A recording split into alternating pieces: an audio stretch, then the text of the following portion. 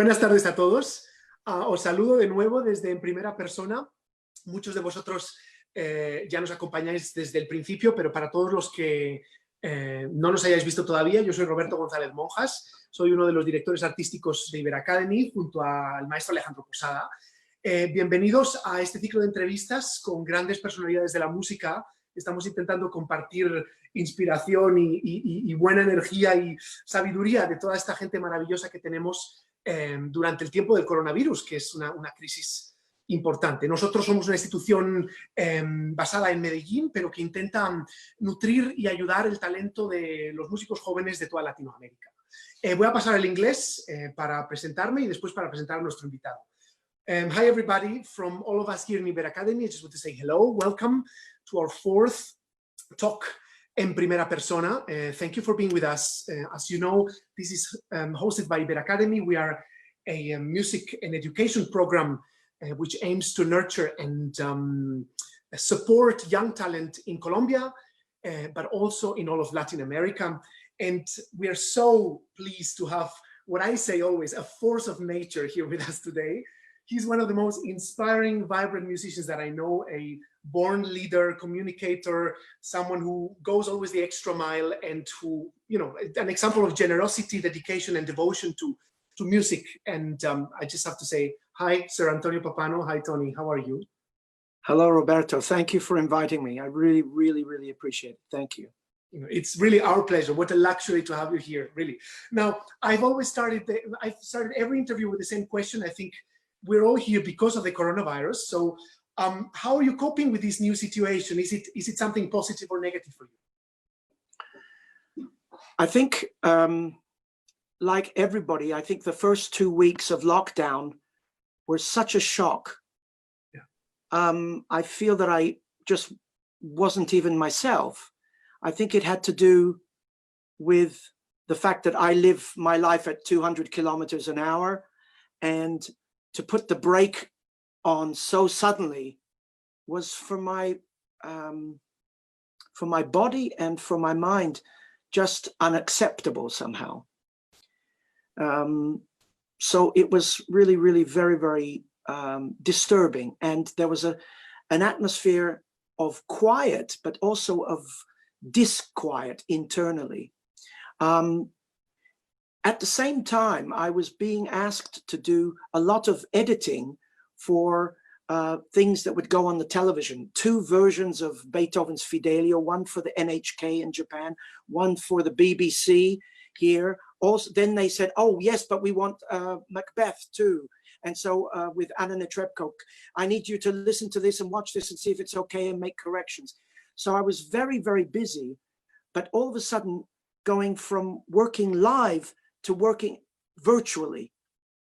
And I think I, who am not, you know, I'm not a Facebook person, I'm not an Instagram person or Twitter person.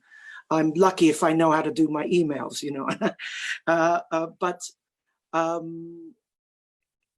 this has been an amazing lesson to make the shift. And we've all made the shift. We've all shown that we can do it. And we've done it because I think music is more powerful than we are, and the necessity for people to stay in touch with us, for us to make sure people know we're still alive and we still care about their musical needs, but also their emotional needs. I mean, at the end of the day, it's about us sharing something that penetrates the heart.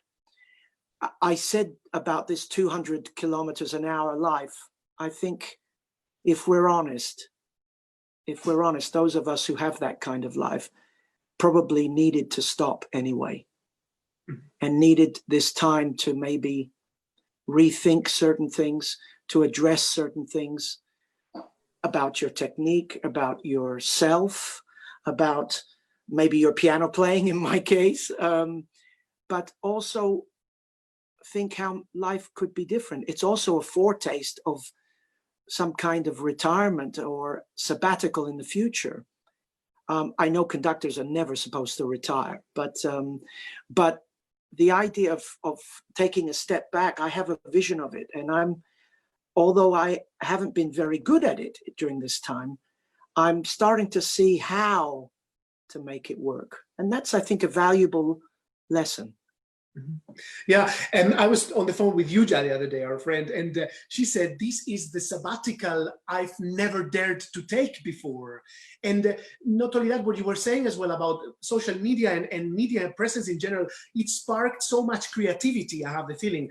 And while it will not last forever, and we don't want it to last this way forever, I've seen a lot of candid expressions of people's feelings, and especially how they deal with these. So I found, in a way, for the honesty of musicians who usually have to always be at their best in every day in their concerts and on stage, it's been also a moment where we're all somehow allowed to show vulnerability, which this is something that I've learned, for example, about myself.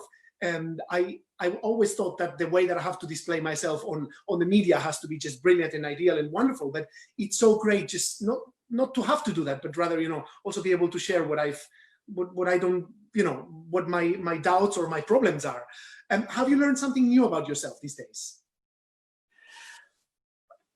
Well, that I had the enormous courage to take the clothes off the exercise bike and get on the exercise bike and ride it, actually, after, I think, 10 years. This showed that I have an enormous capability. And well, it's good. I've been running as well. I noticed that I have too many interests, and too much music is pulling at me, too many things. And so to decide what to do first when I have the luxury to choose, I think is very, very difficult. And I've seen that I'm not really that good at it. And although I've said I want to read this, I want to read that, all the books that I've been meaning to read, the thing I've done the least of is reading. Yeah. And I think reading, because it not only do you have the quiet, the enforced quiet, but it's a communion really with yourself, isn't it? And with written words. And I'm reading a book that is all about solitude. It's Walden by Henry David Thoreau, and he goes out and lives in the woods for a couple of years and writes a book about building his house and being all alone. I mean, it's, in some ways, it's extremely self-righteous, but it is this incredible relationship with nature. So I go walking with my wife every morning, and I see nature in a different way. This is beautiful. I mean, we had such a beautiful spring this year. I mean, just incredible. And so to look at plants and to look at the colors and to see them with the vividness that is actually real and not just something that I remembered from a long time ago. It's there in front of me, and I'm looking at it and I'm taking it in. This is a beautiful thing, I think. Yeah. Mindfulness, right? I mean, this is one of the things that people, you said 200 an hour. In my case, maybe I'm 100 an hour, but it's always quite a speed. And,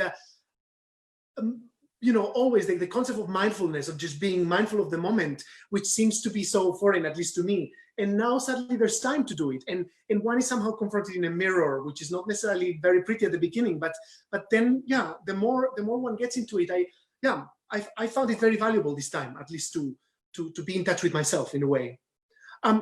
Tony, we're going to start by talking about your life a bit, because what we're trying to do is to see who you are as well, who's behind the amazing artist. So the first questions have come about your roots. You were born in the United Kingdom, but in the heart of an Italian family. And then you moved to the United States when you were 13, right? Yes. There's a funny question. What part of you is Italian? What part of you is British? And what part of you is American? I get asked this question a lot. And though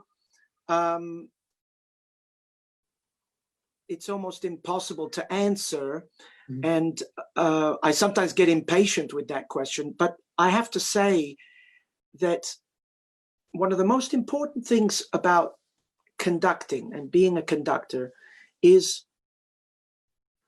being, commanding the ability to really be yourself.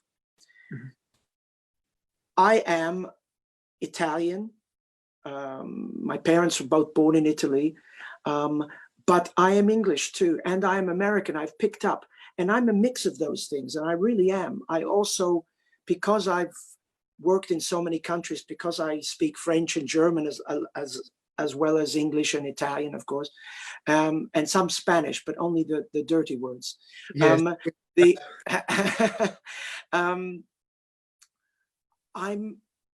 I use all that. I think if you know me well enough, you've seen me being incredibly straightforward, maybe English. You've seen me be American, Roberto, you've seen me be totally Italian.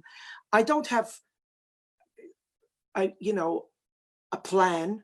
It's just organic, and it comes out of me so. And I think it's helped me so much in so many different situations to be sensitive also and understand other people who have maybe different cultures, different upbringings, and different ways of looking at things. Mm-hmm. Especially yes. With singers, I in the opera house, I have this all the time.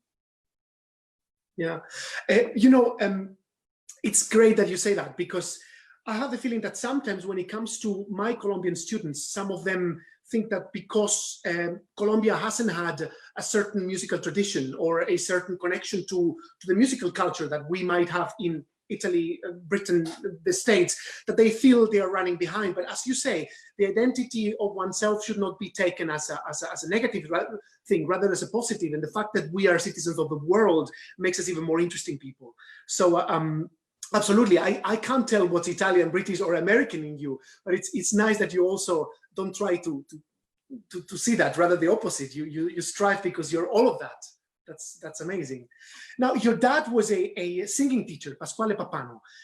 Music was present, I guess, then virtually since you were born at home. What are the first remembrances of music that you have whatsoever? Well, the first remembrances of music have to be singing and records, especially of tenors. My father was a tenor. And, the names Caruso, Corelli, Del Monaco, Di Stefano, Bergonzi, Pertile, all these guys were in my, certainly in my consciousness, but so was, Roger Hunt, Bobby Moore, Alan Clark, Alan Ball, Jimmy Greaves, Bobby Charlton, and all the great football players. So there was this conflict at the time when I was very, very young. But music was there, and at the time, and this is very interesting, in England there was some exposure to music in the schools, in the grade schools, which in most schools these days there isn't. So I was lucky.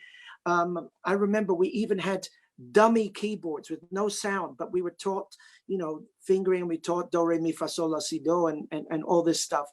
It was something. At the age of 6 or so, I started taking piano lessons, and I was no great genius or anything, but I played, and I could play the music. I learned to play, Match of the Day, and the Beethoven Romance and little things like that. But it accelerated quite quickly, and by the age of 10, I was started to play for my father's students. Oh. And then I became part of the family business, and I did that for 12 years with him, running from school, getting on the bus here in England, and going to the West End, where my father would rent a studio for several hours, and he would teach, and he would do a half an hour technique. I would take the student for the next half an hour playing songs, art songs, arias, you name it, musical songs from musicals. So I had already then, I was a working musician, already by the age of 10. And when we moved to America, I added, I got a church job playing the organ, and I continued to work with my father. But I also met a very, very important figure in my life, Norma Verilli, And she, interestingly enough, her father came from the same village that my parents came from. So, I mean, it was all, again, I use the word organic. And she turned me into a musician, to a real musician, because with her, I not only studied the piano music with a heavy emphasis on Bach and Mozart, but also sight reading. And I still sight read pretty well, but I was really an ace several years ago, but through that training to make you so that you could make yourself into a working musician. If you can't sight read, you can't work. Forget it. And it's very, very important. But she also exposed me to early music. I heard Gesualdo, Isaac, Monteverdi, Zemfel, all these things. Also, the music of the musicals, all that stuff pre-war, during the war, and after the war of America, which is the glory of American music, let's face it. Yeah, so a huge cluster of influences, and you were exposed to many things, which, I mean, makes the fact that you were already working when you were 10 years old, I mean, absolutely unbelievable. Ian Bostridge was telling us exactly the same about the schools in Britain. The fact that as a choir boy, he did some extremely ambitious productions and roles that only professionals could take, and yet his school would put them on. So it's funny that you also say the same. I wish other countries would have had that. What do you remember most about your father's singing lessons? What did that leave in you? Well, with distance now, I can say that I learned a lot about the psychology of singers. I learned also obviously about the technical possibilities of the throat, the vocal cords. But when you put those two together, you get a very unusual mix. The vocal cords, the difficulty of singing, and the personality of the singer. One has to find a way to talk to these people.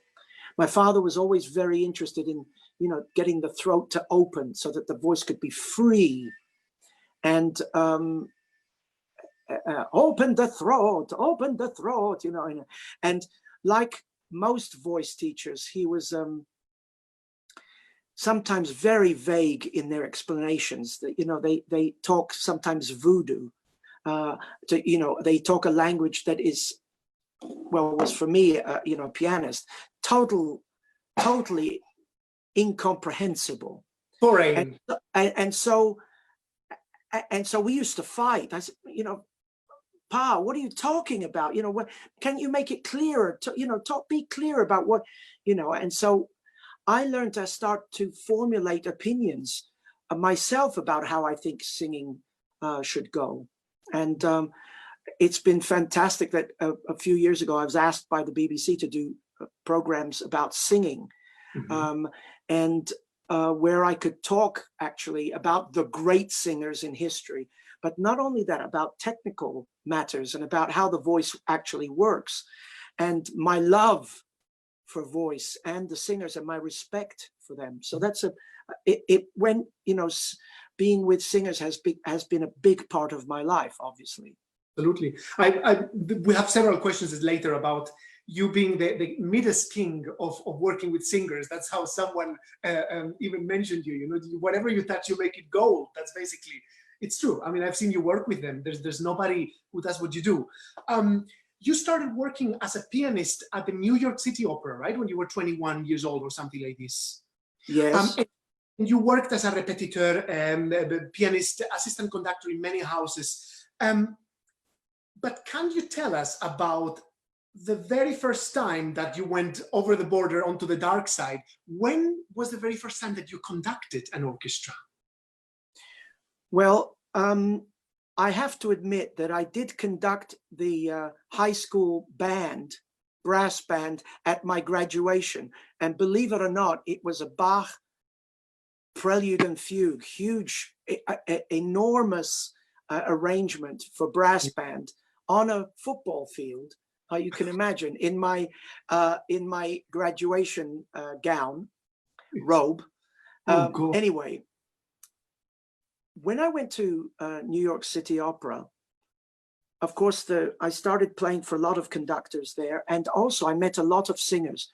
And there were two singers in particular. One was Inga Nielsen, a Danish soprano, and her husband, Robert Hale, who, after I worked with them individually, they said, you know, you play the piano like an orchestra, you have to conduct. I said, what are you talking about? Because trust me, I had no ambition to conduct whatsoever. I loved playing the piano. I loved putting together operas with the conductor. I thought, my God, I'm in heaven. I mean, this is me. But they said, no, you have to. And because they were European based, they made it possible that I went and came to Europe. In the case of Inga, she brought me to Denmark. And I'm talking really in the middle of nowhere sometimes, you know, they have to have an orchestra. And I made my first orchestral appearances, not in opera. Well, I did accompany her in certain numbers, but I worked with the orchestra. And I was very, very fortunate to get invited back and create a relationship. Now, I couldn't conduct at all. Zero. It was I remember the first thing I did was the Fledermaus Overture, and it sounded like World War III. I've got a tape of it. It's the worst thing you ever heard in your life. But I was always able to somehow convey certainly an opinion about the music, the energy of the music, and what could bring it to life, and you know what could make it come off the page. Her husband, Robert Hale, invited me to Illinois.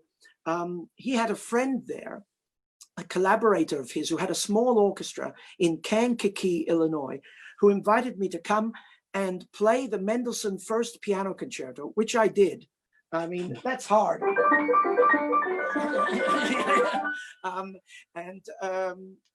And conduct Haydn's Clock Symphony.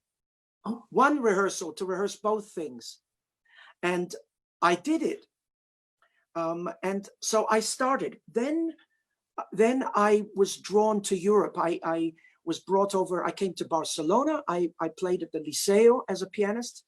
And then I got a job in Frankfurt, and I started playing for innumerable amount of conductors. And then I finally met Daniel Barenboim. But the conducting was always secondary, right through until 1992. And in that time, from the early 80s, the beginning of the 80s, where I was at New York City Opera, to 1992, which is when I finished as a repetiteur in Bayreuth with Maestro Barenboim. Having worked with him for 6 years, it was always about the piano, really, and with occasional conducting. But from 1992, it all kind of changed. Mm-hmm. Yeah, fantastic. And you've mentioned that you had no ambition to become a conductor. And I've also read some interviews that you doubted at some point that you maybe possessed the set of skills, the social skills to do the job. Did this come progressively? Did you realize on the spot, or did you have to do some work in order to feel more comfortable when it comes to dealing with groups of people? Because this is something that is a worry of many of our conductors in Iberacademy. I think you never stop developing your people skills, but also your conviction about each piece of music that you have to express, that you have to teach to an orchestra, that you have to get, you have to make the orchestra play in a certain way. This never stops. I think confrontation is very difficult for everyone, and sometimes making music can be a very tense business, can be, it can lead to conflict. Nobody likes getting into fights with musicians, with, conductor and orchestra musician, or conductor and singer, or conductor and soloist. It happens occasionally. You deal with it, but that's rare for me. I think what is most important is that at the beginning, I felt that maybe I didn't have the authority, but you know, to stand there. But you know what gave me the authority? My knowledge of the score, my preparation. So when I stand on the podium, I really know what's going on. And what, I mean, of course, you don't have an orchestra at home to practice with. So of course, there's a lot of learning at the moment you do it, as you're doing it. But if you're able to learn quickly there on your feet, the hours and hours of careful study, you know, the looking at a score, of learning how to learn. Conductor has to learn how to learn because there's too many notes there. How do you put that all together? How do you decipher a score? Well, you must learn that. I mean, that's a big question and a big subject. Mm-hmm. I'm so glad you say this because I had a little talk to the conducting students the other day, and I was saying the same. It's just when you're prepared, when you're so ready that you can explain every single thought that you have on the music and every decisions you've made, there is sudden respect. I noticed this as a young conductor, that when an orchestra, you see that they're just, rather than there in the rehearsal, they're just observing whether you make a mistake. And the moment that you can really give them a reason, then suddenly things become much more interesting because people say, okay, he knows. It's a funny thing. Now, let's open that topic that you just touched. That's one of the questions that I'm asking everybody because it's so particular to every person and yet so unique. Do you have a methodic approach to learning a score? Is there a process you always follow, or it depends on, you know, what you're about to study? Well, I think the most important thing to map out very carefully is the progression of the harmony. Because the progression of the harmony is going to provoke everything else. It is true that melody is the thing that hits our ear first, tends to, in our Western culture. Mm-hmm. But the harmonic progression is that which over time, over long periods of time, makes the journey complex, interesting, and creates, yes, color. Harmonies have a capacity to really, really jolt us. And the more complex the harmonies, perhaps the more we have to get our ear used to them. But if we can follow that line, that is the most important thing. Of course, that naturally helps you to be grounded in the bass line. So in other words, you've just set down your own foundation, the harmony with the bass line, and that's like the track you're going to follow through the whole thing. Then when you look at a score, of course, you see the hierarchy. Who has the important voice and for how long? Who is accompanying? Who is a secondary voice? Who is a tertiary voice? You know, when you're dealing with Mahler score, you're dealing with sometimes with 6 different lines, and you have to decide, well, which one is really the most important, really? But you have to know them all 6. You have to put yourselves in the shoes of all the players. You have to know who is doubling who. How does it fit in the harmony? What are going to be the obvious balance issues? When you're conducting opera, if you're doing bel canto opera, every instrument on a fortissimo is written fortissimo. So if you have the trombones playing fortissimo and the melody happens to be in the violins, you've got a problem. You're going to have to make an adjustment. All those things you have to take into consideration.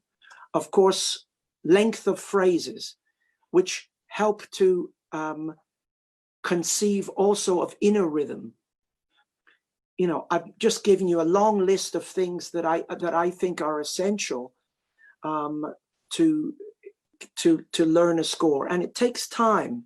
I think when you open a score for the very first time, without putting a record on, just turn the pages. Look at the whole thing. Your eye will surprise you. You'll see things, and you'll have little photographs of certain things. Just turn the pages. And then you go back and you start looking at sections. When you've worked on something very, very, in a very great detail, taking into consideration all those things that I mentioned, Then you start to build the sections and you start to see, can I see the movement in its entirety, or am I just stuck on the details? No. What's the first paragraph? What's the second paragraph? What's the first chapter? You know, build that way.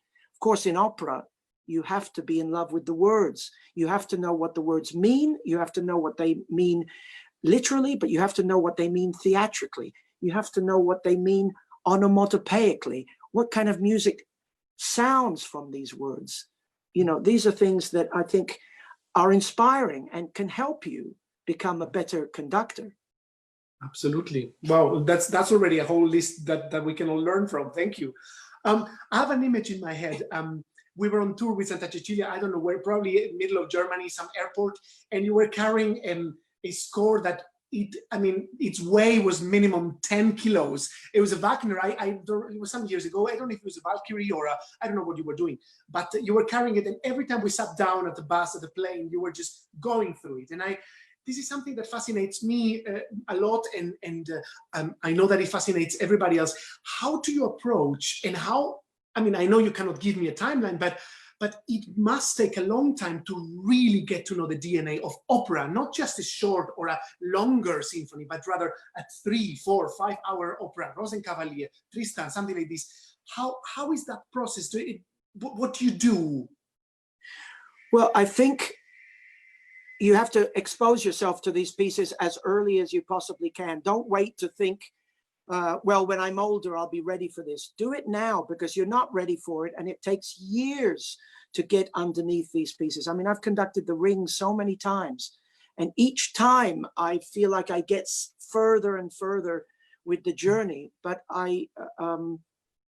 maybe it's a little bit more difficult for me in the German repertoire, because I'm so obviously Latin, but I've conducted Tristan many times, Meistersinger many times, but I've also had a relationship with these pieces now for 30 years. Mm-hmm. So I think the earlier that you start, the better. Just immerse yourself, put the record on, play it at the piano, whatever you want to do. Look at the score, and really just get used to looking at those structures. It's funny that now, after all these years, I feel like an hour and a half long act of a Wagner opera feels very natural to me. Of course, you're exhausted at the end of it and all that, but the actual morsel, the mouthful, is a natural meal, but it takes time. Get to it sooner rather than later. Yeah, lose the fear. Well, I admire that so much. For me, even going through a middle-sized symphony seems like a journey many times. So I just admire, and you always have the perspective. When I've done opera with you, we haven't done much in at least in Santa Cecilia, but we did Aida and some other stuff. It's just that, it's the perspective, it's the line that they're just going over, and it's so, yeah, it's so fascinating. Now, opera, let's just dive right into it. There's a lot of questions about it. You, in 1990, you became an artistic director in Norske Opera, right, in Norway. Then you went on to La Monnaie, and then from 2002, Royal Opera House, which is still one of your homes. And let me raise the first question that I already mentioned before. Among many other things, you're known as the conductor that all singers want to work with. And apart from your wide knowledge of the vocal instrument that you already spoke about, and yeah, what do you think that singers appreciate in their collaborations with you? Can you explain to us what the work in connection with a singer is about?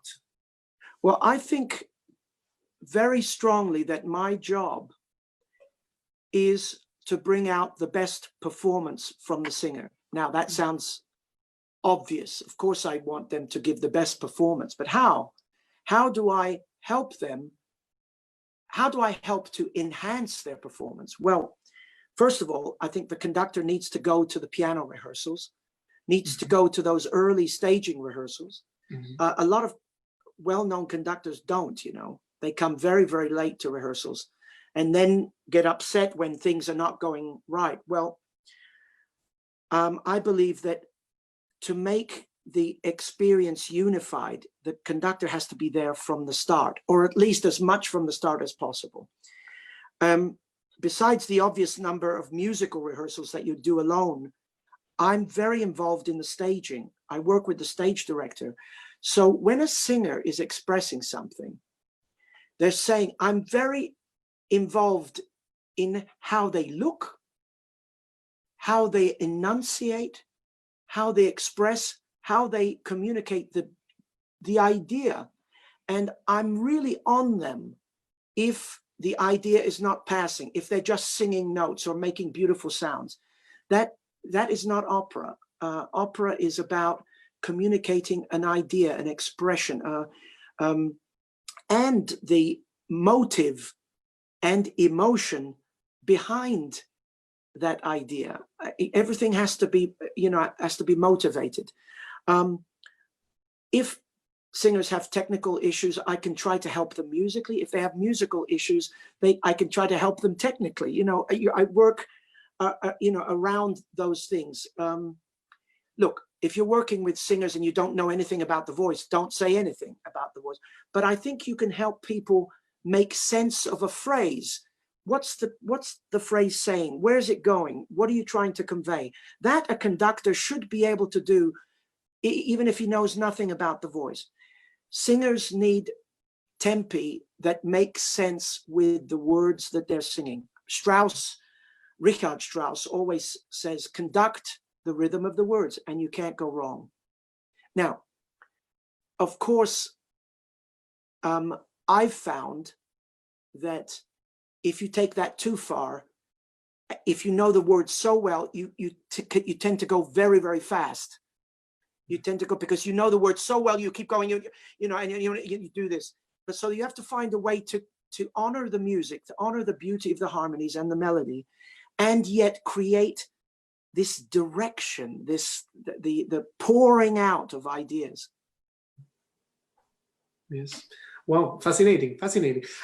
The only malicious question that comes now, I asked it to Ian Bostrich, but on the other way, I asked him, what is the worst thing a conductor can do to a singer on a stage? And now I ask you, what is the worst thing that a singer can do to a conductor on stage? Well, no, tell me what Ian Bostrich said. Well, he said two things. The first one is careless accompaniment, when a conductor doesn't seem to care about, doing it right. And the second one is, of course, drowning the singer because of, a too loud orchestra. That's what Ian said. I think for me, I think singers sometimes forget to share with the conductor what they want to do. If they want to take a little bit of time here or shape a phrase a certain way, sometimes they do it in a bubble. It's all of a sudden, you have to change gear like this, it's very suddenly. And I think there's a way of capturing the conductor's attention so that he can, to read what is going to happen. Because changing gears very suddenly in the pit is, I'm not saying it's impossible, but it can be very awkward and very nerve-wracking. Yes. I'm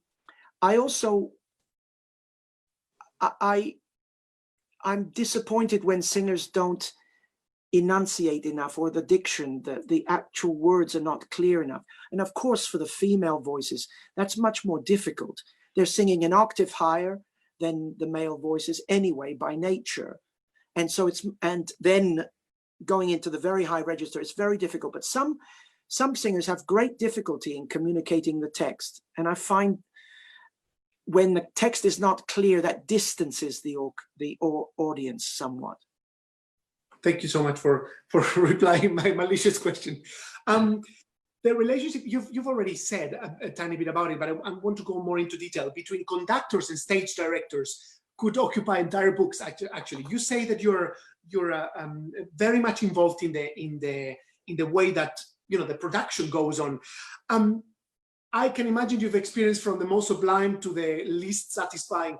What can a good production add to the music, and what is the risk of having a bad production? I've been very lucky in my career to have worked with some really sensational stage directors. When the relationship is working right and working in an ideal way, I am concentrating on the staging and the stage director is concentrating on the music. There's a sort of a changing of the roles. It's very subtle, but it's absolutely wonderful. When you get that kind of sintonia, this kind of intertwining of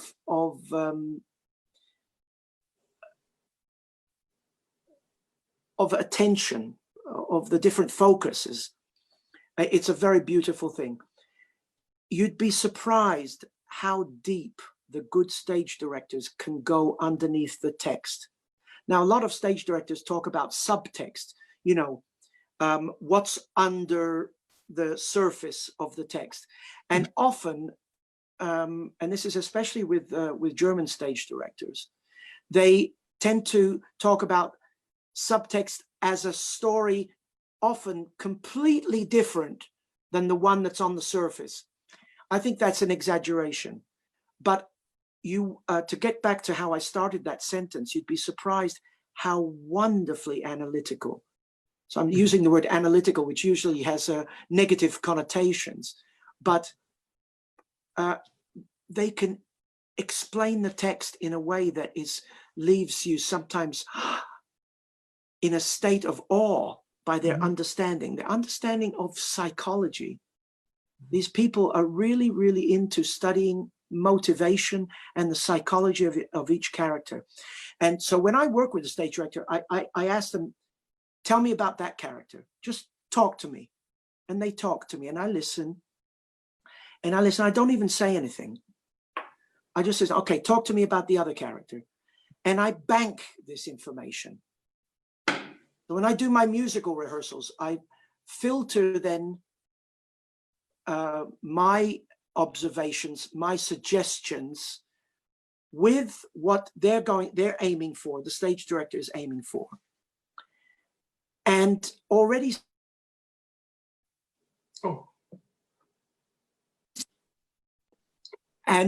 sorry, I got a phone call there. I already, from Diana Damrau, by the way. Oh, God. So I have to say that the process of working with the singer together with the stage director can be incredibly rich. Yes. But sometimes you have stage directors who, on a very important phrase, want the singer to look upstage. Sometimes you have stage directors that place the chorus so far away that it is impossible to get a certain moment together. Sometimes, you know, you have people singing to the sides when in certain theaters, certainly the Royal Opera House in London, you can't do that. You just get into trouble with the balance between orchestra and soloists.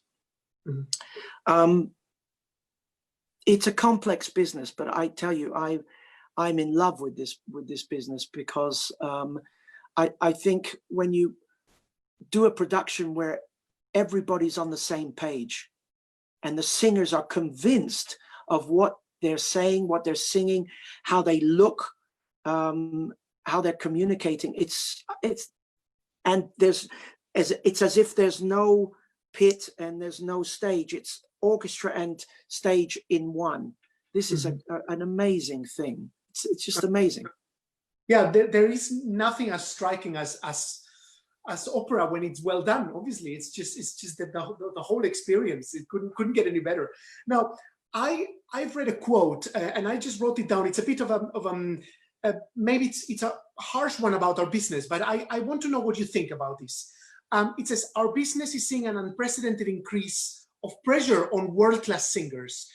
Those who cancel too much end up ostracized. Those who sing too often damage their voice for good. Those who are young and talented are often eaten up by the market. So do you agree? And if you do you think we have to find a different balance or a more sustainable one when it comes to opera and stardom in a way? Look, if you're a singer and you're really good, and you have a certain success, and especially if you have a success that the whole world finds out about the day after, singing a difficult role in an important house, it takes incredible discipline to say no to the houses that will try to book you. And the heavier the repertoire, the more dramatic the repertoire, the bigger the voice and the more difficult the roles, the more tempting and the more potentially damaging can be those things, can be those offers. I think if you've got a sensible manager and if you've got a sensible head on your shoulders, if you're a singer, you will try to balance.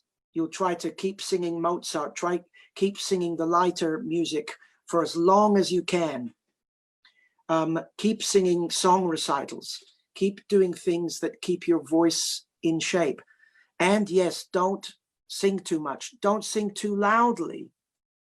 And be prepared. A lot of singers get into trouble because they don't know the music, and all of a sudden they're pushed into a rehearsal period.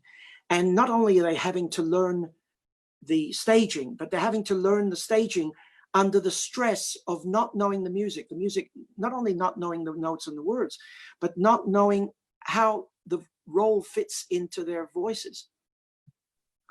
This can be very, very difficult to deal with from all sides. But let me tell you, I think conductors can fall into the trap too, too much too soon. You've been conducting 5 minutes and all of a sudden you have your debut with the Berlin Philharmonic. You don't learn how to conduct in front of the Berlin Philharmonic.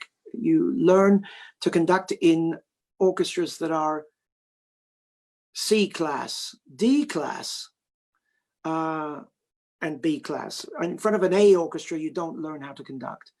And I think those early debuts, you have to be very careful about. I made a few mistakes early on, but I learned from those mistakes. I didn't make too many of them. But you can destroy the beginning of your career because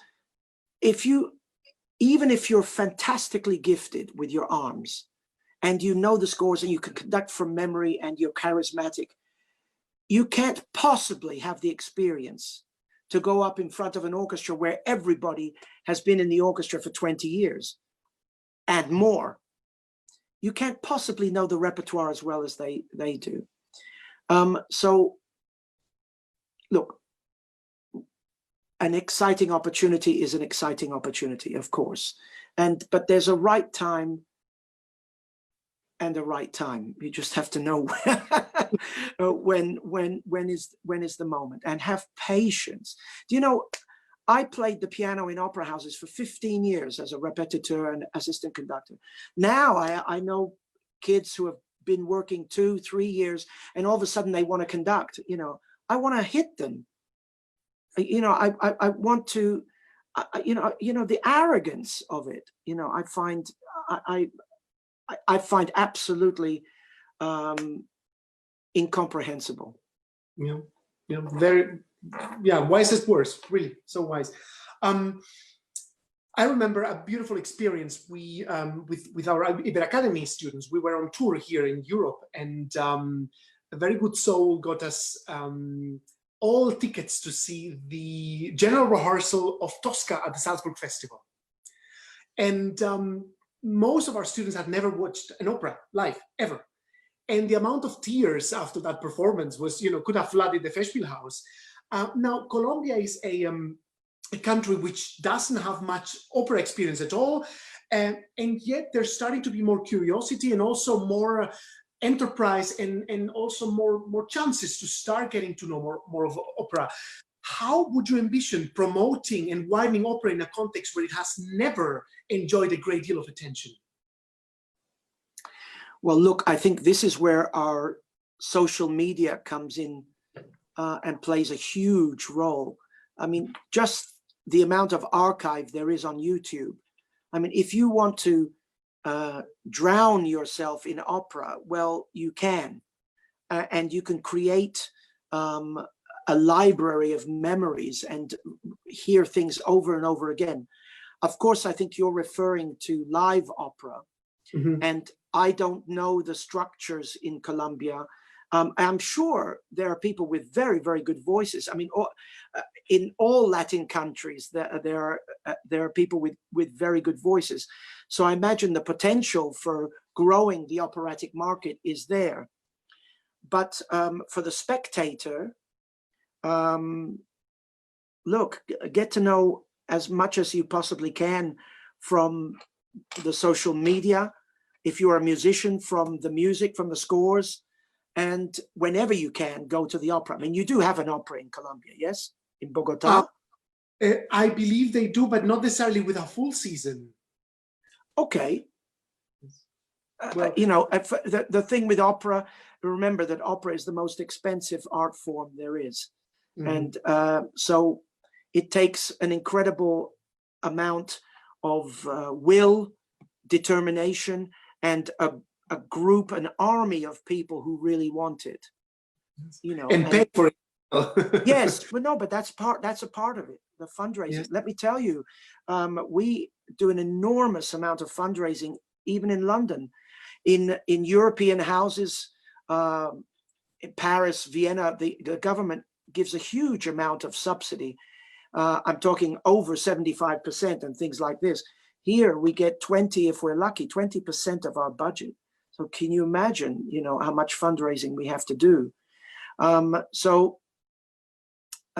that's how you put on opera. Opera is expensive, and you have to find the money for it. We will have to find the money for it, because Colombia deserves opera for sure. Now, let's jump a bit to the next topic. In 2005, you became chief conductor of Santa Cecilia, where we met as well. What made you strive for that challenge? Because until then, you had focused mainly in opera, although of course you had done a lot of symphonic, but taking the job and leading an orchestra into their future, a symphony orchestra, was something you had not necessarily done before, right? Taking over Santa Cecilia was part of a plan that I had a few years before, a plan to try to expand, try to develop, because I felt that although I was conducting a lot of opera and guesting with, you know, a lot of very fine orchestras in America and in Europe, I felt that until I had my own symphony orchestra, I was never going to make any headway and develop myself as a symphonic conductor. Now, when I went to conduct Santa Cecilia, I think it was in 2003 or 2000. Yeah, it must have been 3. I had no idea that they were not only that they weren't looking, but I had no idea what the history of the orchestra was, except I knew that in the 50s and the 60s I'd made a lot of opera recordings, wonderful recordings. But that's all I knew. There was an immediate chemistry, and all of a sudden, they were looking for a music director, and it just went very quickly. And all of a sudden, it reinvented my life. And it now I didn't know what the orchestra needed. I didn't know that it was a type. I call it a sleeping beauty. I think the potential was there to do anything with that orchestra, but it just needed a push in a certain direction. I think culturally I had a lot in common with them, but I had also this American and British side that also distanced me from them, so that I could sometimes look more clearly at what artistically needed to happen for that orchestra. It's been an amazing period with them since 2005 until now, 15 years, my goodness. And we've grown so much together. That's the point. I think the development of the orchestra has been the development of Tony Pappano, as a musician. You can call it as a conductor. I'm quite unorthodox as a conductor, I guess, in the way I look, my gestures, but I think I'm a very good musician, and I've built so much information and so much knowledge about sound and how to achieve certain things. And the combination of subscription concerts, the rebirth of Santa Cecilia's touring career, recordings that I brought, having a contract with EMI at the time, now Warner Classics. We've done so many recordings. This combination has been just fantastic because we have a record of our development. We can go and show ourselves to the world as a touring entity, which is incredibly challenging when you're going to the great halls of the world, when you're going to Carnegie Hall, the Musikverein, when you're going to the Tchaikovsky Conservatory, when you're going to the proms and everywhere else, in the Cité de la Musique in France, in Paris. This helps an orchestra grow. And it's been this in combination with the choice of repertoire that we've managed to look at, symphonic and operatic. This has been fantastic because the training of the orchestra has also included how to react to singing, how to make the reaction time of the orchestra quicker, more flexible, more malleable, more aware of theater and theatricality.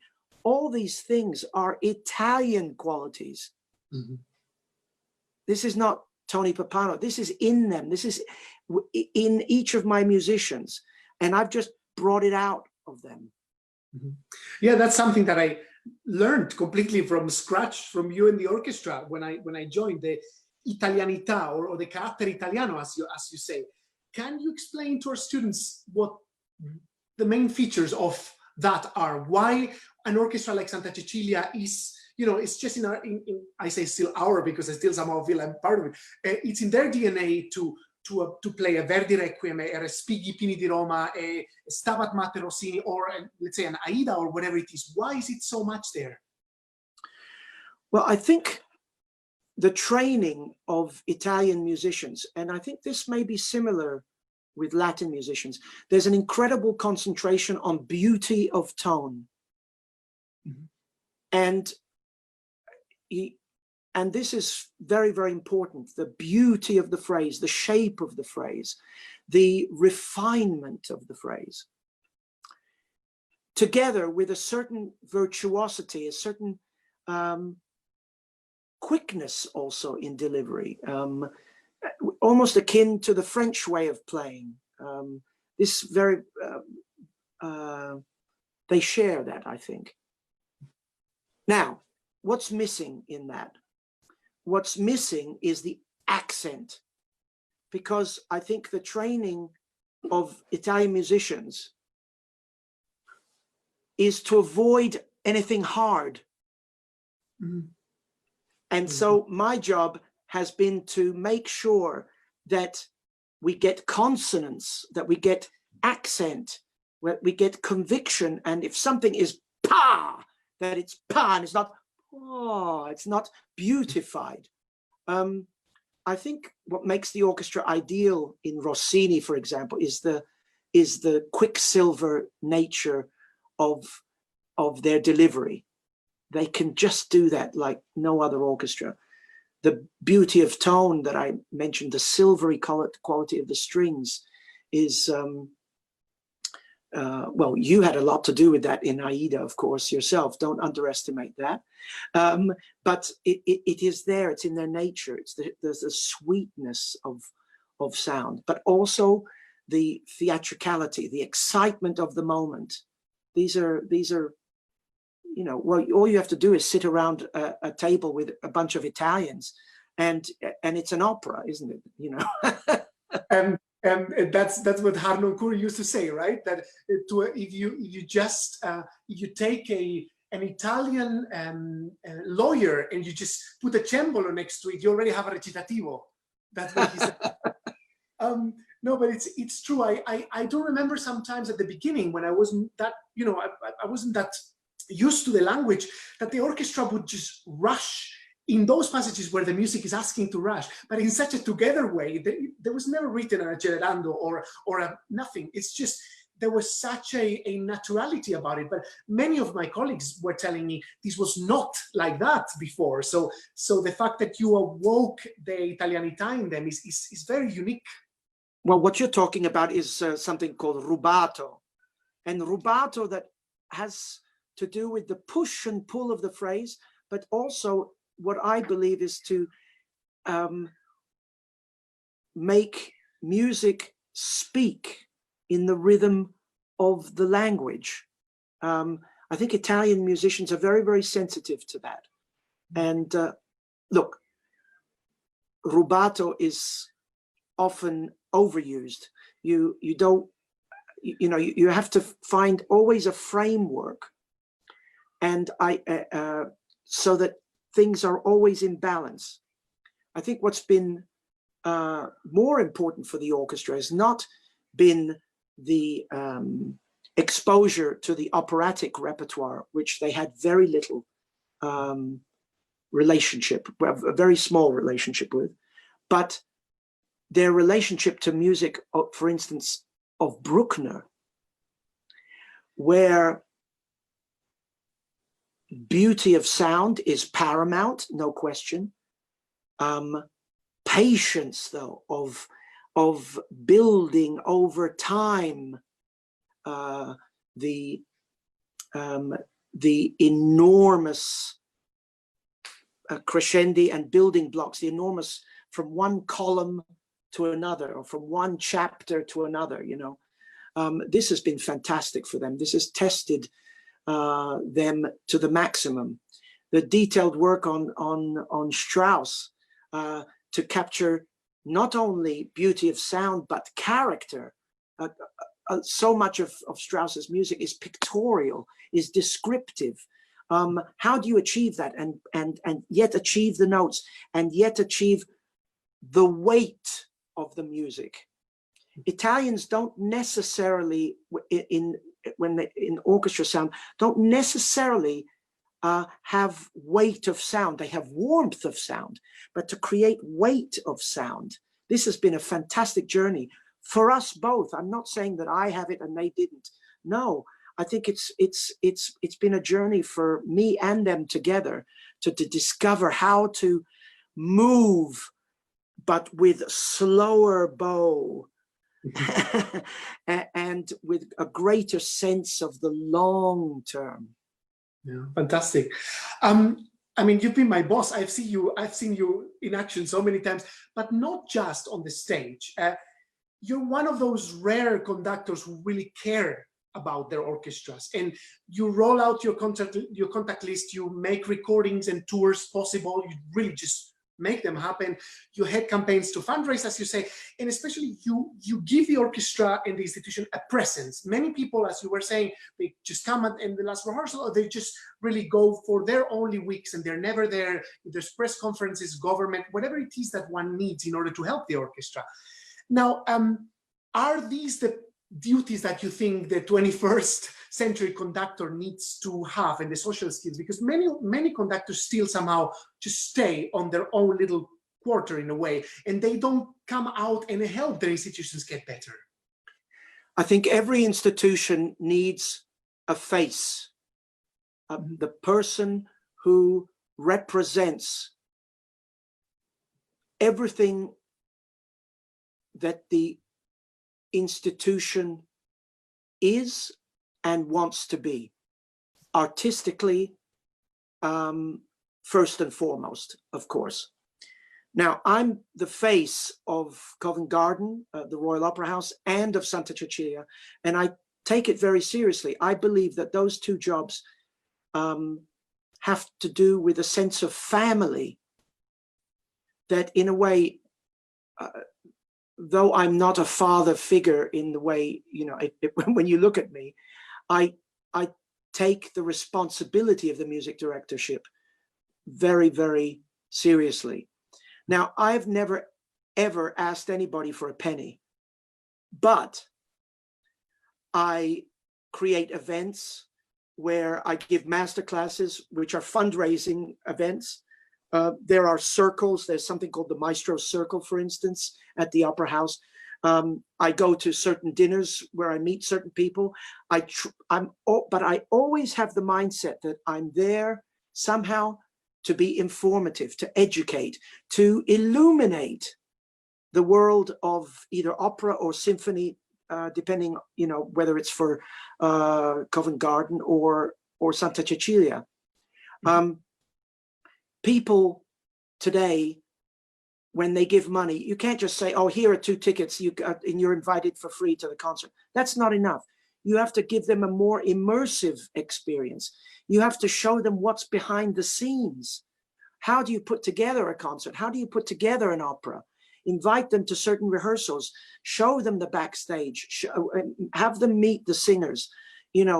All these are things that I've learned from being at the Royal Opera House, and I've tried to also bring to Santa Cecilia. These things are enormously important, and you cannot avoid it today as a music director in the 21st century. You have to be able, hopefully, to do that part of it, but also be able to communicate, to introduce sometimes your programs, tell people about the concert. Sometimes even at the concert, you come out, introduce the program, especially if it's a difficult program. Have the capacity to introduce and make people feel like, yeah, I want to see that. Because they're around classical music, some people are afraid of it. Some people are, my God, it's too complex for me to understand it. No, it's about feelings. It's about, and sometimes with just a little bit of information, you open the door to listening and create an opportunity for someone that could change their lives. Really, you can. But yeah. So that means if a music director of today, it's not just about the conducting, but you better be a good conductor too. Absolutely. No, that's clear.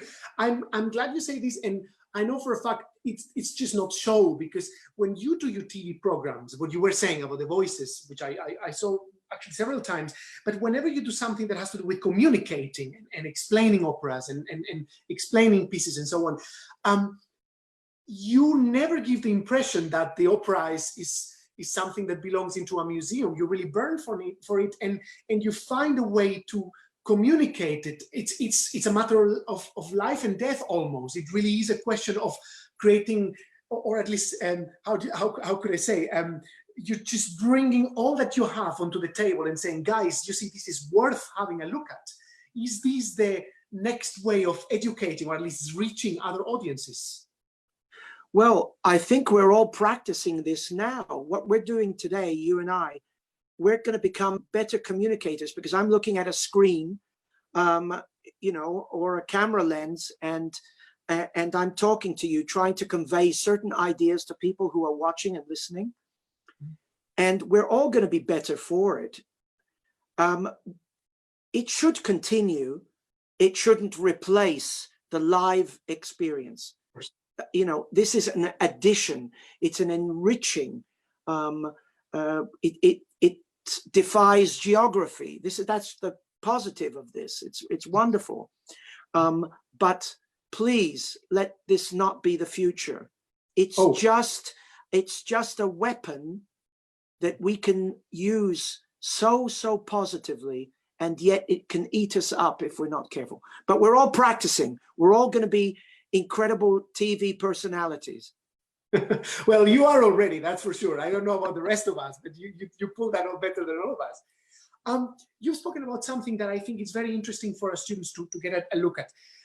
You're not afraid of confronting an orchestra, yet when things turns complicated, you don't make it personal.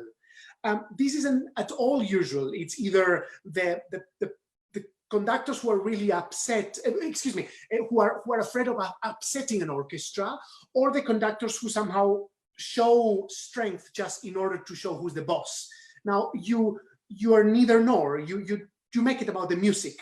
How do you deal with situations in which the purely musical process can become personal, as you say, when you might get a player or a singer or a soloist who just, who feels attacked or upset about it?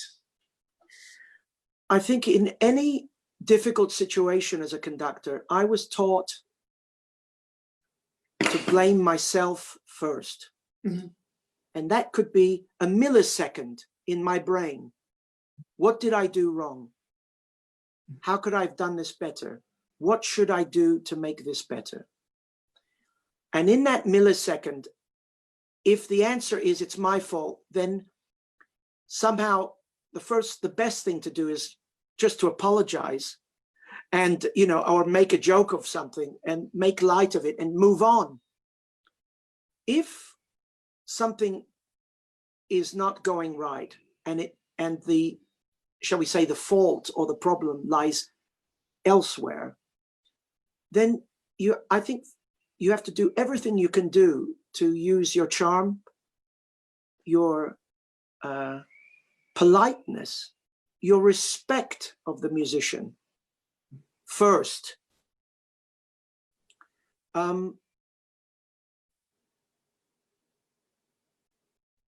I think it's very rare that things can get ugly or so tense that you stop a rehearsal and you walk out. I mean, this has to be something so extreme, a show of disrespect towards the conductor. Again, I come back to authority being about how well you know the music, how well you can convey it. Is it through your arms that you convey it? Are you able to convey it through your arms? And if the answer is no, then is there another way? Is it through your head, through your body language, through your spirit, through talking, explanation? I don't recommend to conductors to use that all the time. Orchestras don't like when a conductor talks too much. But there are so many ways of taking care of a problem. It depends on the person you are, the maturity of yourself, and your ability to control your nerves. You know, yes. And look, some music makes you nervous, you know. Some music, if you're in the middle of Mahler 9, your stomach is inside out. If you're in the middle of Act 1 of Tristan, your stomach is inside out. And so you don't, you know, it's very difficult to come out and just be, oh, how lovely, you know, and it's, you become a different person. You can, you know, there is a Jekyll and Hyde kind of thing that can happen to a conductor. I admit it. But hopefully you have enough self-control. Yeah, yeah, absolutely. I mean, I guess for as you say, it depends on every person, but I've always found you took care of situations which I thought, oh, this is going to go wrong, and you managed to transform it. So it's yet another quality. There's a little question that has to do with reading music, text, and tradition, which I'm very interested in asking you, and I know that some other people have also asked about it. There's a certain repertoire, Italian opera especially, where some traditions often contradict what's written in the score. Many of them are well documented, and even the composers were encouraging the fact that rhythms were changed or rubatos or so on, but some of them nobody knows where it comes from. As a conductor, how do you examine those, and especially how do you decide what part of tradition is positive and what part of tradition is just, you know, because it's there and everybody does it the same way?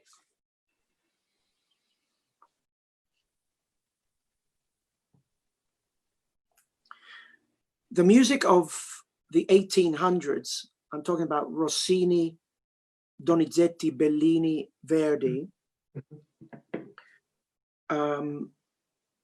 music that, though often very beautiful, on the page it looks very square. It's either in 2/4, 3/4, or 4/4, with an occasional 5 thrown in, but very occasionally. And I'm talking about Verdi up until, shall we say, Ballo in Maschera. So to respect the rhythm of the language is quite difficult, and be absolutely precise with every rhythm that is written by Verdi or any one of these composers. Italian singers will tend to sing in the rhythm of the language. But if somebody's trying to create an effect, like if a rhythm is da da da da da da da da da da da da da, and if somebody goes da da da da da da da, you've completely lost the plot. You've you know, you have to. A conductor has to guide a singer into where freedom is allowed, and of course, there's lots of freedom in the recitativo. And together with the singer, you have to decide where a recitativo, the conversational part, where it's usually introducing material and plot information, how faithful to the written score one should be. If it's a recitativo accompagnato, so with orchestra, you probably should be a little bit more closer to the rhythms written. In the recitativo secco with the clavicembalo or with the fortepiano, they're very much with the language, much more with the language. I think traditions came about, the adding of high notes, the adding in the bel canto repertoire, you know, in the second verses of the caballettas, especially the second part of arias, you have the necessity of ornamentation. Now, this ornamentation can become grotesque when you change everything. It's supposed to, yes, ornament a skeleton that is already there, but it's not supposed to change the skeleton. You know, it's supposed to be done with refinement, good taste. And the addition of high notes at the end. You know, Rossini wrote no high notes, you know, or bum, bum, at the very end. He writes not a one, but that became the tradition. Sometimes the music begs for it. And sometimes theatrically there's a disappointment when it's not there. But you could make a case that Rossini was so linked to Haydn and Mozart that you don't need those added high notes. As musical theater becomes more and more insanguinato, in other words, more and more dramatic, the need for effects, for added fermatas, added vocal effects becomes greater, and therefore you have traditions. And when you have people, oh yes, the great singer, he did this here, and then so the next singer did it, and then it became something usual. Of course, what happens? The singer who did it originally held it for a second longer. The next singer holds it for 2 seconds longer, etc., until you get something that is so grotesquely overblown, and then and keeps the name tradition. And I think then I say you have to know what these traditions are to be able to say, this one I like, this one I don't like, this one we will do, this one we won't do. And you decide together with the singer. To say that tradition is all bad, I think is too easy an answer. I believe that especially in the earlier part, up until the middle of the 1800s, the scores were roadmaps in a way, not to be taken to the letter. I'm giving a very complex answer that is, I'm contradicting myself in a certain sense, but it is something that you have to weigh up very carefully, and it needs a lot of know-how. But like I said, I'll repeat it: know the traditions so that you can avoid them, and say what, and be able to say why. Exactly. I mean, definitely not one answer, because even some composers prompted people to do different things. I was reading some book the other day just saying how some composers, Grieg, for example, he wrote a certain rhythm in triplety, and then he plays it double dotted, and it's how it is. One of the highlights of my stay at Santa Cecilia and my musical life actually was doing Aida with you. And what really stays in the mind is not so much the music and everything, it's just how you manage that recording. And I mean, you're a king of recordings. You've done so many, live, studio, DVD, everything possible. It's a different skill in a way. I remember you were recorded, we started recording the very end, and then, you know, we went to bits and bobs and arias, and then orchestra, and then everything comes together. You knew exactly so well what every mood, every, you know, the temperature of the drama, what just was happening. So when you listen to the whole thing, it seems that we just recorded it in chronological order. What are for you the main features of a good recording, and what have you learned through time with just recording so often? Well, if we talk about studio recordings, and I've been so fortunate to be able to do so many studio recordings, you have the luxury of repetition. But as you said, the planning all depends on who's available when. I'm talking about the singers. If it's an opera, you know, you will be starting, you know, at the end, go to the middle, then come back to the beginning, then, you know, it goes back to how you know the piece, how you studied the piece, how well you know the piece. If you know the piece so well, you can tear it into 1,000 little pieces, and I can put it together for you into something that makes sense, because I've digested the whole of it. I know the arc of it. And that comes, Roberto, that comes through time. It comes through study. It comes through knowledge of the words and knowledge of how to dose out the excitement. What's the most important thing to know about recording in a studio is the microphone picks up indifference first. So if the expression is not totally committed, if you don't have an opinion about a phrase, this is what the microphone will grab, and you'll have something that is so dull you want to kill yourself. Mm-hmm. And it's even more difficult for the orchestra because they don't have words. They have to play with a conviction, a belief, a knowledge of what it is they're playing. And then you hear it on the microphone. I often say to the orchestra, after I've come back from listening in the booth, I say, the microphone's not picking it up. The microphone doesn't buy it. It's not convincing the microphone. And I say to the singers, seduce the microphone, seduce the microphone. The microphone is waiting there to see what you have. Now, I do a lot of live recording, and usually, you know, you have 2 or 3 performances and you stitch it together. And DVDs, the same, except with DVDs, it's much more complicated because you have the visual element. And so things are not so easily put together. You can't just take all the good music. You have to take into consideration the picture. So this is very nerve-wracking. With live recording, look, the electricity that you have in a live recording it's different. It's better.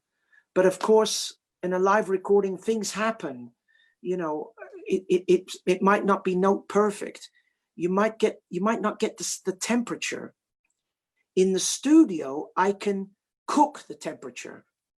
I can, you know, create the temperature, and I don't let anybody breathe. I don't let the orchestra breathe.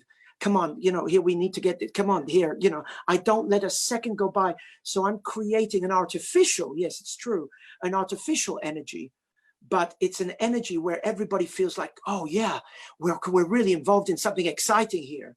And we create our own theatricality. Absolutely. Yeah. It felt like doing opera, all of us. And I just found it fascinating. The insight you give us is just, yeah. But you know, I have to say something. Musicians have an incredible emotional intelligence. Mm-hmm. And emotional intelligence is one of the most important gifts. You know, we're not all Einstein. But if we have emotional intelligence, we can understand very quickly what music is saying. If a conductor says something about the music that is emotionally or theatrically or musicologically or in a visual way interesting, we can understand it, process it, and bring it into our playing. This is a great gift, and I, as a conductor, take advantage of that emotional intelligence in my musicians and choruses all the time, and soloists all the time. Without that, I would be lost. Yes, absolutely. Now, you're one of those who invests in the future, and I mean now on younger people. I've encountered many conductors who are almost afraid of going to work with a youth orchestra or spending time with young conductors, soloists, singers, nurturing them a bit. And yet you always have time. I myself, for example, ask you many times favors. Can I sit with you? Can we go through this piece? I remember it was the first time I was going to do For a Requiem, and you sat with me for an hour and told me everything that you thought was important, and that changed my life when it came to working with a choir and an orchestra, not just with that piece. And you always have time. You work with youth orchestras, and that's what we do in Iberacademy. That's treating people, to the young people, as professionals who still have to learn, but yet treating them with all the respect and not just patronizing them. What do you try to instill in the people you mentor or in the youth people that you work with? I made a decision about 3 or 4 years ago to try to work more and more with younger orchestras, because I had a need to be able to talk to young musicians, to talk to musicians the way I'm talking to you today, that I can explain things, that I can go into the narrative of music. Mm-hmm. You know, if you're conducting Heldenleben and a young orchestra is playing it for the first time, you need to be able to tell them not only the story of the piece, but you need to be able to try to convey to them those things about marriage, for instance. The piece is about a marriage. It's about obstacles in life, the obstacles that we will all meet at one time or another in our lives, in our careers, in our relationships. We'll have people say wonderful things about us, and we'll have people say horrible things about us. How do you deal with that? How do you battle? How do you conquer? How do you... I get excited about talking about Heldenleben in this way. Now, of course, I have to work on the passages. I have to work on the balance. I have to work on the ensemble. I have to get it together, so to speak, you know. But without those other elements, without those story elements, without the psychological complexity of the piece being a part of the puzzle, I find something then is missing. And I'm able to do that to a greater degree with a younger orchestra, because I think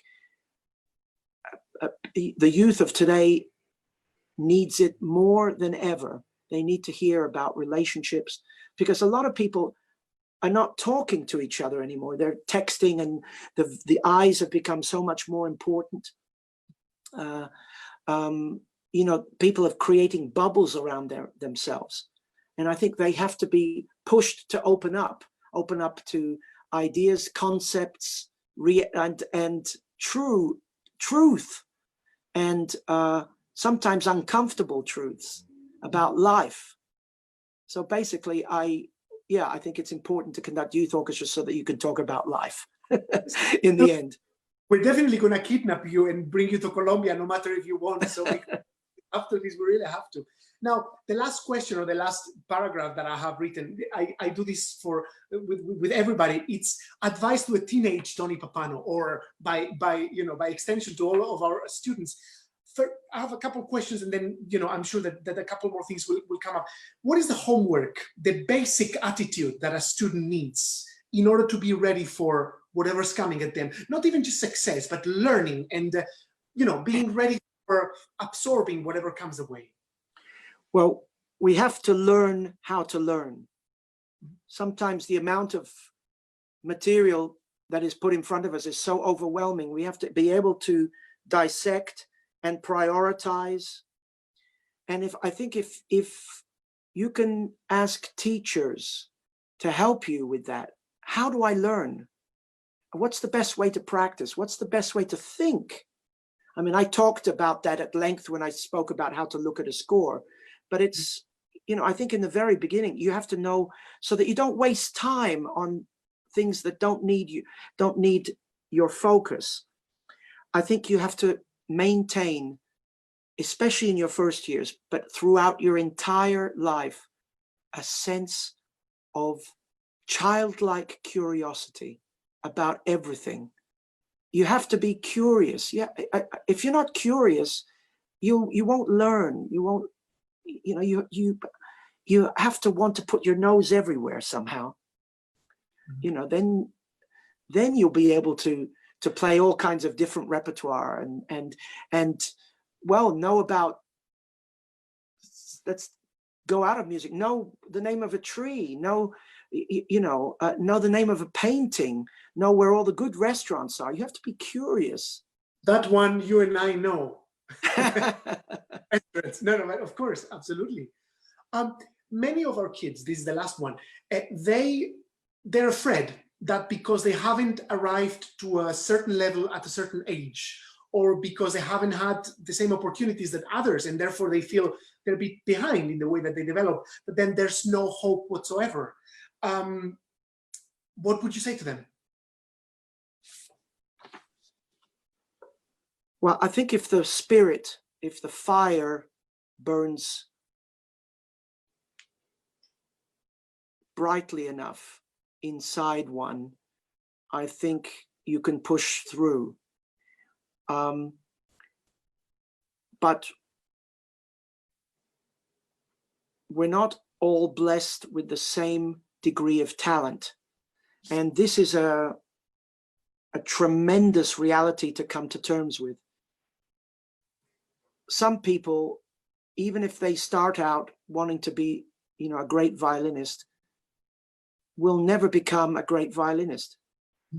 And my wish is that the sooner they find that out, the better. But, and I think this is my fervent wish, is that those people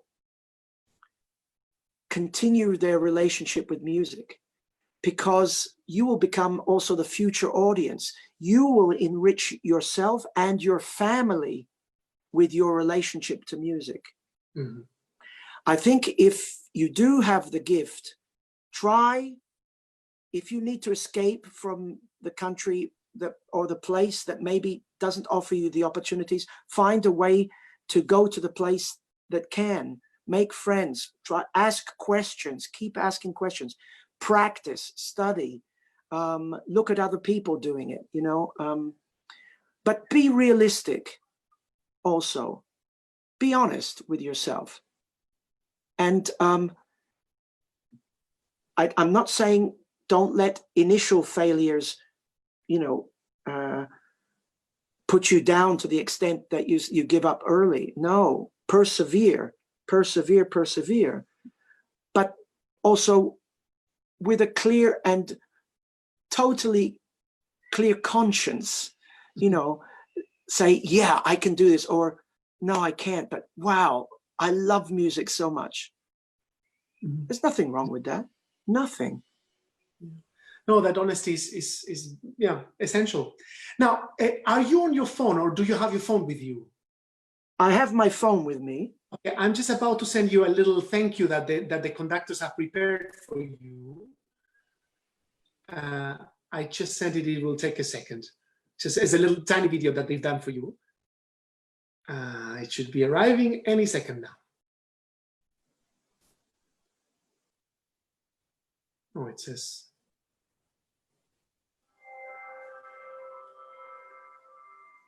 Do you have it there? Muchas gracias, maestro Pappano. Gracias, maestro. Muchas gracias por compartir su conocimiento con nosotros. Gracias, maestro. Muchas gracias, maestro. Gracias, maestro. Gracias, maestro. Gracias, maestro. Maestro, muchísimas gracias. Muchas gracias, maestro. Gracias, maestro. Thank you very much for your space and time, maestro. De nada, amigos. De nada. That's just un gran placer. Really, it's such a gift that you gave us so much time and so much insight. You really are an absolute treat. And yeah, all what you said just resonates with all of us. Thank you so much, Tony, for doing this. It's such a pleasure. Roberto, bravo to you for this initiative. Fantastic. Thank you so much. Now, I'll just say to everybody, thank you so much for being there. Next time is Saturday, Jakub Ruja, another conductor, Czech conductor, at 10 a.m. Colombia, 4 p.m. UK, 5 p.m. European time. Para todos en español, la próxima, el sábado 9 de mayo, a las 10 de la mañana en Colombia, 4 de la tarde en Reino Unido, 5 de la tarde en España, con Jakub Ruja, director de Orquesta Checo. Thank you so much, Tony. You are loved, really. Have a good time. Ciao.